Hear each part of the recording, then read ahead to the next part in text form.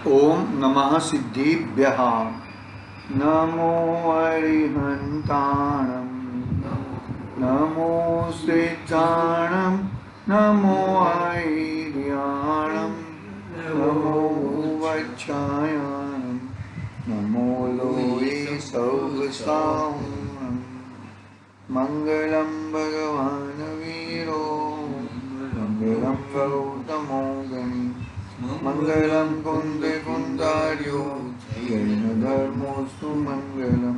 सर्वमंगल्यं मंगल्यं सर्वकल्याणकारकं, प्रदानं सर्वधर्माणां जयं जयतु शासनं, जयं जयतु शासनं। नमः श्रीवर्धमानाय युधुत्मकलिलात्मने, सालोकानं त्रिलोकानं तद्विद्या दर्पणयते। चेतीले चेतन चेत्या विना किम चालसी।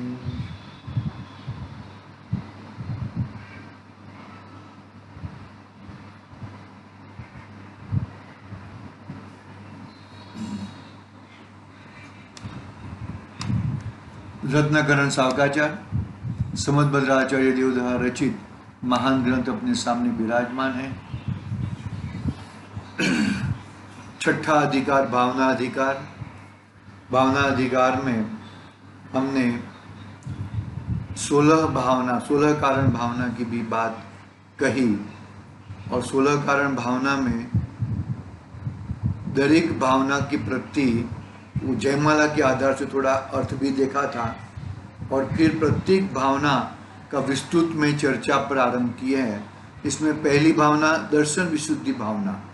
दर्शन विशुद्धि भावना में आचार्य देव ने यह बताया कि जीवे हमेशा सम्यक दर्शन, सर्वप्रथम सम्यक दर्शन की प्राप्ति करनी चाहिए।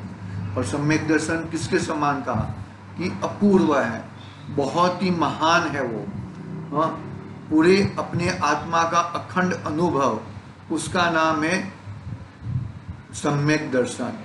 और वो सम्यक दर्शन के 8 गुण की चर्चा की, और अभी 8 गुण की चर्चा के बाद 25 दोषों की चर्चा करते हैं। सम्यक दर्शन रहता है वो 25 दोषों से रहित होता है और 8 गुणों सहित होता है। तो 25 दोषों की गुण हमने किया था।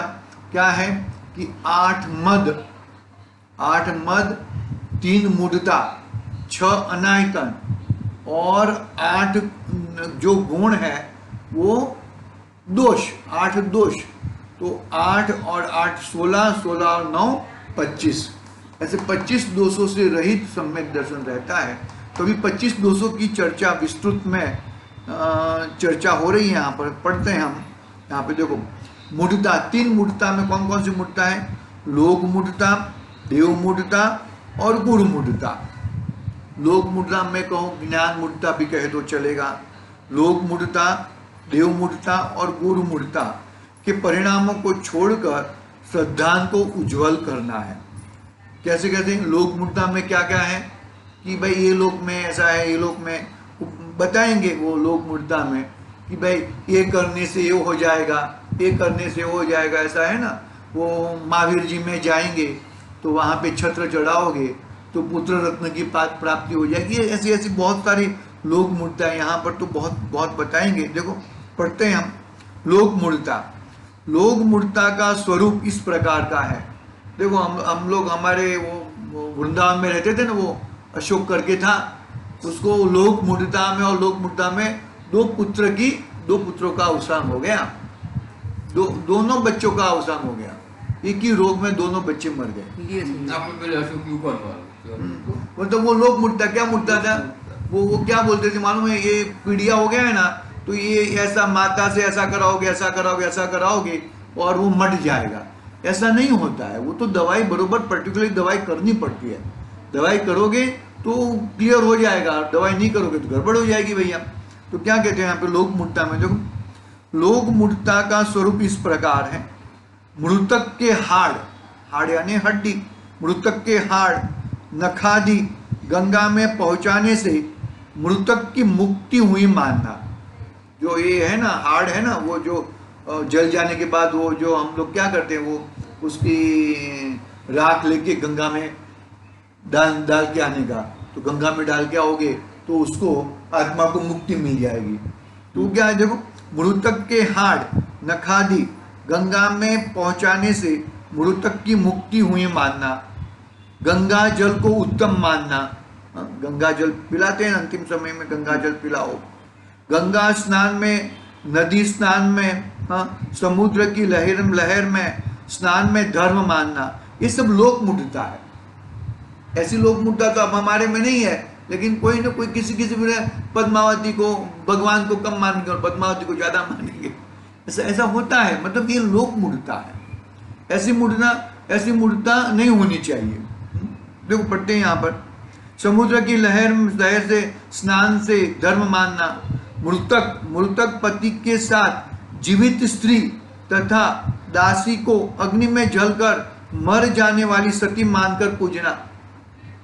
क्या कहा कि पति मर गया है तो पति के पीछे पत्नी को सती हो जाना। वो सती हो जाना वो कोई व्यवस्था नहीं है, वो अलग जीव है, वो अलग जीव है, उसको मर जाने की क्या जरूरत है भाई? पहले जमाने के पुस्तक है ना, पहले जमाने में ऐसे था। अभी भी फिर भी वो मुंडन करा देते हैं, वो सब करा देते हैं ना, वो राजपूत आदि में होता है, ये सब राजपूत आदि में होता है। अभी बगैर मुंडे को ना वार काटना, हाँ वार काटना के ऐसा कुछ, मतलब वो कर देने का, ऐसा क्या कहते हैं उसको, सुंदर नहीं रहने देने को। तो मृतक पति के साथ जीवित स्त्री तथा दासी को अग्नि में जलकर मर जाने वाली सती मानकर पूजना, मरे हुए पूर्वजों को पितर मानकर पूजना। वो डालते हैं ना, क्या कहते हैं, श्राद्ध मनाते हैं ना, श्राद्ध करते हैं, ऐसा करना। देखो, मरे हुए पूर्वजों को पितर मानकर पूजना, पितरों को पत्तों में स्थापित करके पहनना, सूर्य चंद्र मंगल आदि ग्रहों को सोने चांदी में बनवाकर गले में पहनना, उंगली में पहनना, ग्रहों का दोष दूर करने वाले को दान देना, संक्रांति, व्यतिपात, सोमवती, अमावस मानकर दान देना, सूर्य चंद्र को ग्रहण करने पर स्नान करना, डाब को शुद्ध मानना, हाथी के दांतों को शुद्ध मानना, कुआं पूजना, सूर्य चंद्रमा को अर्घ देना, देहरी पूजना, मुसल पूजना, छींक पूजना, अभी छींका ही, छींक को पूजना, गणेश विनायक पूजना, दीपक की ज्योति पूजना, चोटी जड़ूला रखना, देवता की बोलारी बोलना, देवता की बोलारी बोलना, देवता को भेंट चढ़ाने के वायदे को पूरा करते रहने, अपने संतानों को जीवित मानना, संतानों को देवता के द्वारा दी हुई मानना, अपने लाभ के लिए, कार्य सिद्धि के लिए इस प्रकार प्रार्थना करना, यदि मुझे इतना लाभ हो जाए, संतान का रोग मिट जाए, संतान उत्पन्न हो जाए, वैरी का नाश हो जाए, तो मैं आपको छत्र चढ़ाऊंगा, इतना धन भेंट करूंगा।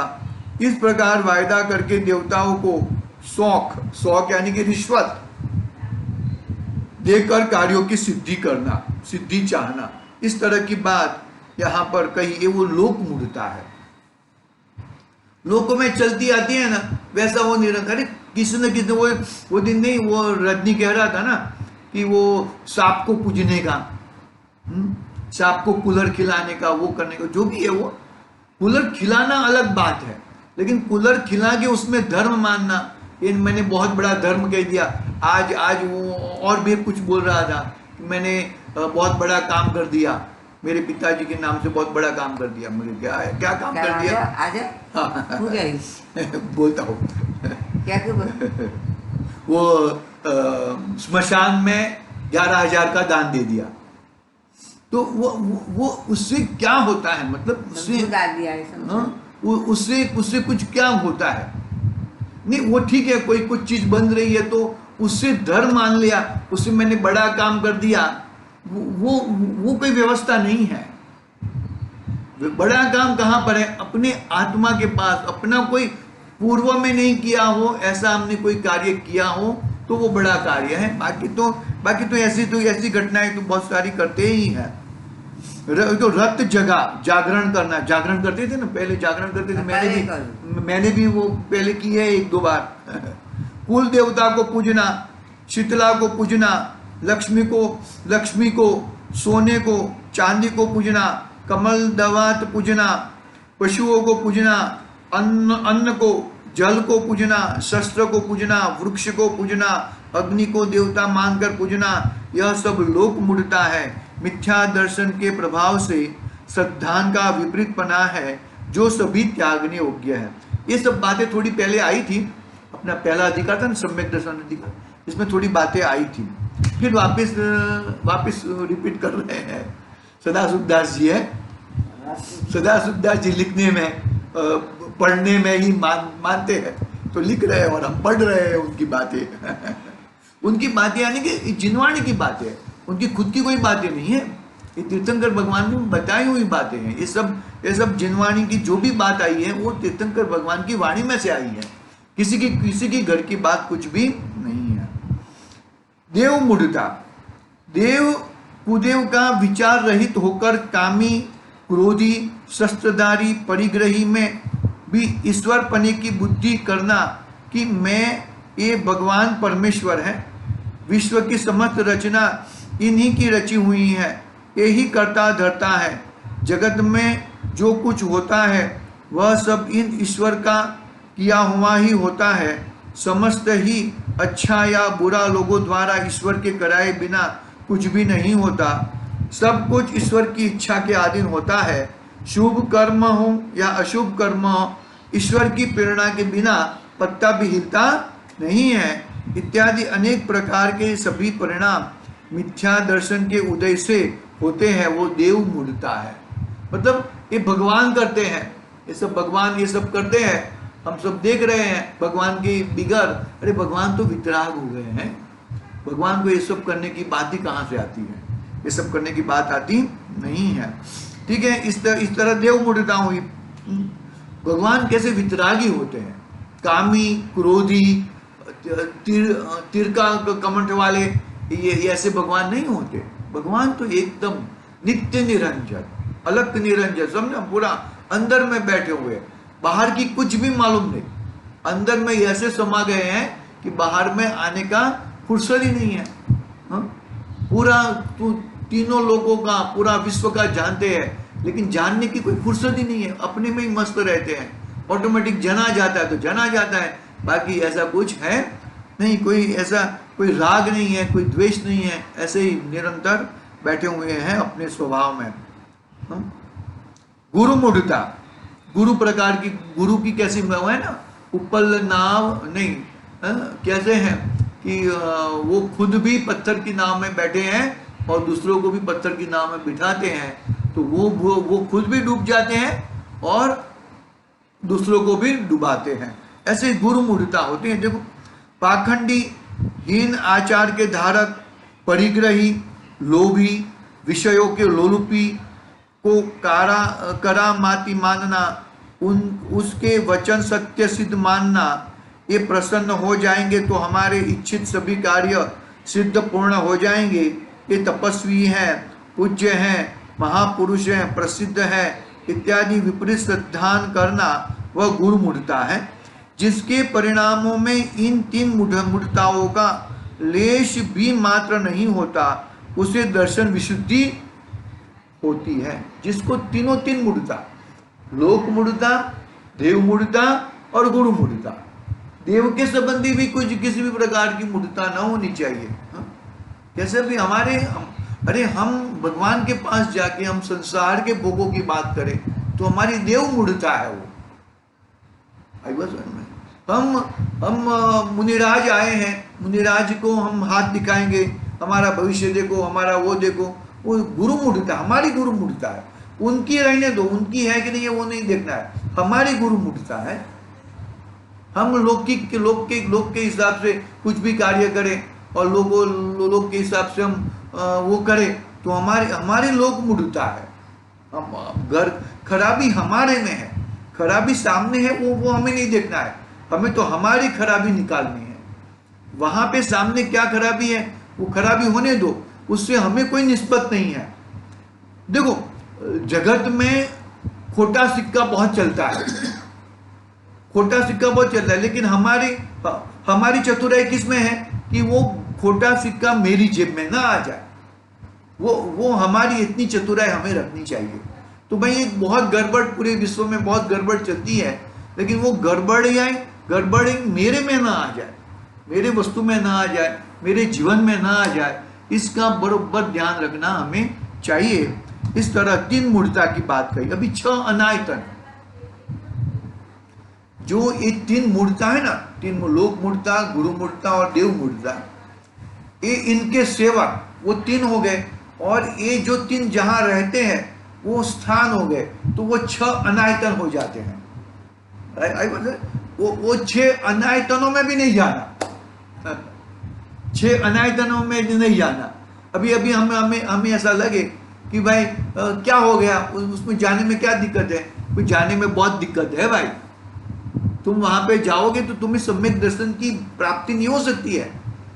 हमें ऐसा लगे कि भाई ये सितंबर मंदिर है ना, वहां जाके क्या हो गया इसमें, कि नहीं भाई वहां पे कुदेव है तो कुदेव में तुम वहां पे 6 अनायतन में वो अनायतन गलत अनायतन, वहां पे जाके तुम्हारा काम नहीं हो सकता, तुम्हारी गड़बड़ होएगी। वो तो अनायतन तो जोर शोर से चल रहा है, वो चलने दो ना, उसमें क्या दिक्कत है।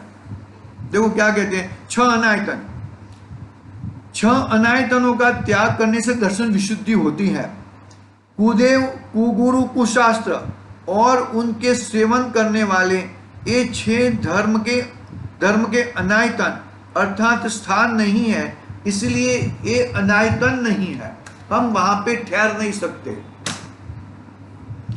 एक छोटी सी बात हमने पहले कही थी, छोटी सी बात कहता हूं मैं, कि एक साधु संत थे, ज्ञानी पुरुष थे, और ज्ञानी पुरुष जा रहे थे, चलते चलते जा रहे थे, तो एक गांव में कहाँ ठहरने का हो गया, गांव में एक घर था, वहां पे ठहर गए और वहां पे भोजन कर लिया। और भोजन कर लिया, वो घर था ना, वो मालिक के पास, वो जो था उसके पास एक बहुत अच्छा घोड़ा था। तो सुबह में रात को खाना खाया और सुबह में वो घोड़ा लेके निकल गए। तो ये घोड़ा निकल के बहुत 3, 4, 5 किलोमीटर 10 किलोमीटर चल गए, और बाद में लगे घोड़ा पे मैं क्यों बैठा हूं, मैं घोड़े पे क्यों जा रहा हूं, ये घोड़ा लेके मैं क्यों निकल गया। तो પછી बाद में वो घोड़ा तो वापस देने के लिए आ गए, और फिर उनको बाद में मालूम पड़ा कि ये जो घर था ना, वो चोर का घर था। किसका घर था? चोर का घर था। अभी चोर के घर पे हमने अनाज खाया तो हमारा विचार भी चोर जैसा हो जाता है, चोरी करने का भाव आ गया, अन्य ऐसा ओडकार। तो मतलब कितनी जबरदस्त बात है ऐसा। मतलब हमें ये 6 अनायतन में जाके हम कहते हैं ना, क्या हुआ, ये देखने में क्या प्रॉब्लम है, ये गणपति है ना, देखने में क्या प्रॉब्लम है, देखने में क्या है। अरे देखने में तुम्हारी बिगड़ती है, तुम्हारा जीवन बिगड़ता है, तुम्हें वहां पे तुम्हारा सम्यक तो रुकता है वहां पर। एक वक्त प्रसाद में हाँ प्रसादी के लिए जाओ, ऐसा है ना भाई। મારા મનીષને નહોતું, પણ નવરાત્ર પ્રસાદ મળે, પ્રસાદ તો આરતી થાય ત્યાં પ્રસાદ મળે, સર આ બોલ ઉઠ જ નહીં, પ્રસાદ આવત નહીં, શું કરું બેસા ऐसा मतलब क्या होता है, जो भी है, वो तो बहुत छोटी उम्र में थे तो बात ठीक है, लेकिन कहने का भावार्थ यहाँ पर ऐसा है कि ऐसे 6 अनायतन में जाने से हमारा अकल्याण होता है,